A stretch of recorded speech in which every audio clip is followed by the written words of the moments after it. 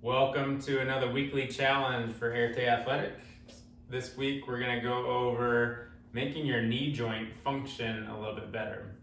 And so we're going to be working on increasing its flexion. If it doesn't flex very well, and we'll go over a couple strategies on how to make it move better, which then will allow all your other joints adjacent to it to then do their function a little bit better, right? Yep. Big thing here is we got to make sure that we practice this, and this is something you want to practice daily to get better at it. And it's not something that's supposed to incur any pain. So if you have pain, you back off and regress to some of the easier movements that we show. And we don't want pain afterwards. So those are all the two caveats. We want to make sure that you're not creating pain while you're doing it, and there's no residual pain afterwards. And do this daily and practice it, and over months you're going to have some massive improvements on the way your knee functions, and hopefully it'll be more pain-free if you do have pain. So, number one, we're going to work on, again, that knee flexion. So, here, we're going to test to see, can I get my calf and hamstring to touch? And if that's really difficult, then in order to get that basically fluid change, so the interesting thing about the knee is most people when they squat, they go to about 90 degrees, and that's where there's the most pressure at the knee joint. When we start going past 90 degrees, that's when fluid gets redistributed through the knee joint, and this is actually a really healthy position for the knee joint. But most people when they're standing don't go to the depth to increase that flexion to get past that 90-degree mark to then have that redistribution of fluid, which then actually bathes the cartilage and joints, puts all of the pressure now more into the soft tissue away from the hard tissue, and helps your knee function better. And so if I was unable to get my calf and hamstring to touch, I might as well just stop there, right, Anya? No? What would you do? Practice more. Yeah, practice more. So we're going to use a towel if I was unable to do this. So this would be step one. If I was unable to just get this flexion on my own, then I would put a towel behind that, and now using that towel I can get the hamstring and calf to press against the towel, which is then going to gap that joint in and redistribute some of that pressure in the knee joint. So that's your first progression or regression based on your capacity for how that knee moves. And if if you have osteoarthritis or you've had a knee replacement, remember, your end range of motion is not going to be like maybe a good knee, so just utilize a bigger towel if need be to get that calf and hamstring connection.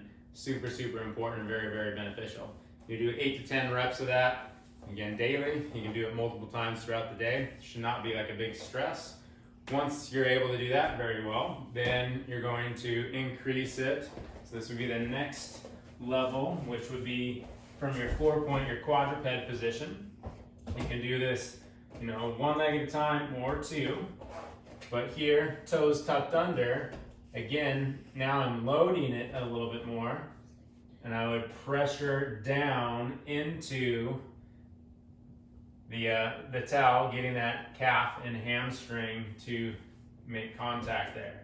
This is why we do a lot of these rocking drills in your warm-up. It's a way of sneaking in some of that knee flexion, which is creating that fluid distribution change at the knee joint.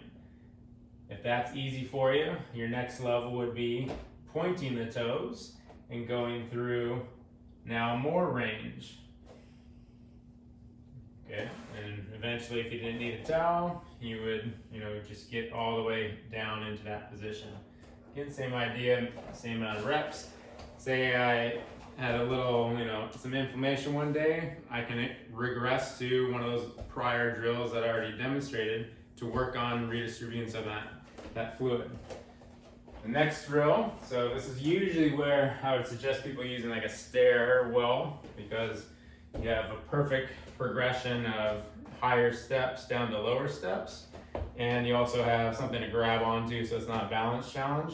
But here I could use the step. This is roughly about 18 inches, placing my foot up on the step, and then increasing now my load by driving into it. It's fine for that heel to come off, getting that calf hamstring connection and then rocking back.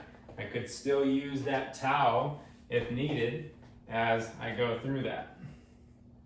And then you would just start going to a lower surface. So Anya, you could do it on, say, the yoga block. Obviously, you don't want balance to be a challenge, so I could assist you in the balance. And she's trying to get that back of the hamstring to calf connection as she shifts forward. Remember, it's okay for your heel to come off as you drop down and then driving back up. From the floor, that would also look like something like this. Okay, again, just working within your capacity for that day, always knowing you can back off to a easier drill if need be. And then eventually you would actually load that drill into it. A way of doing it bilaterally, so both legs at the same time, that's where we do a lot of those what we call sissy squats, which is the heel elevated squat.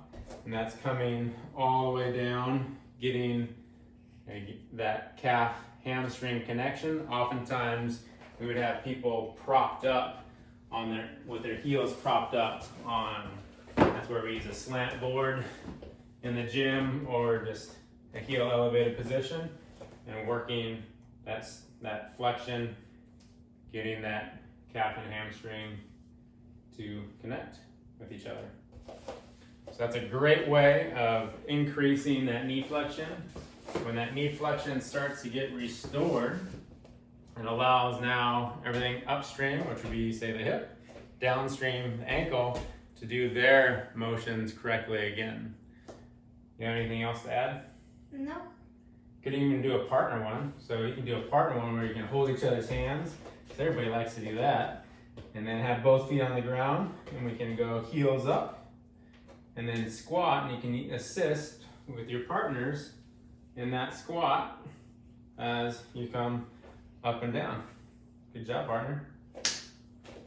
Till next week, work on your knee flexion. Again, this could take a long time, but if you practice. Yes, which everybody loves to do daily, right? Nah. It would be highly, highly beneficial for you. So good luck and have fun.